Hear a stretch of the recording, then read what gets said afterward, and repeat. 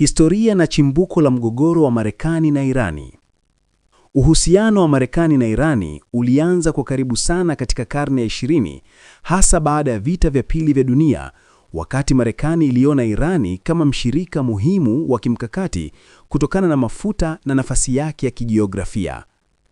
Mwaka 1953, CIA na MI6 walihusika katika mapinduzi yaliyomrudisha Shah Mohammad Reza Pahlavi madarakani baada ya Waziri Mkuu Mohammad Mossadegh kujaribu kutaifisha sekta ya mafuta.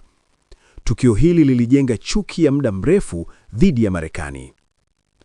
Utawala wa Shah ulijikita katika kisasa na mageuzi ya kiuchumi, lakini ulisababisha ukandamizaji wa kisiasa na utegemezi mkubwa kwa Marekani, jambo lililowasha hasira ya wananchi wa Irani. Mapinduzi ya Kiislamu ya mwaka 1979 yalikuwa kigezo kikuu cha kubadilisha uhusiano. Wananchi walimuondoa Shah na kuanzisha Jamhuri ya Kiislamu chini ya Ayatollah Ruhollah Khomeini. Baada ya mapinduzi, tukio la kushikiliwa kwa mateka wa ubalozi wa Marekani mjini Teherani lilidumu kwa zaidi ya siku 400 na likawa ishara ya uadui wa wazi kati ya mataifa haya mawili.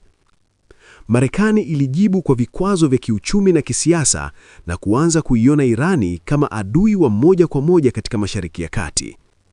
Vita vya Irani na Iraki 1980 hadi 1988 viliongeza mgogoro, kwani Marekani iliunga mkono Iraki chini ya Saddam Hussein, ikitoa msaada wa kijeshi na kiintelijensia.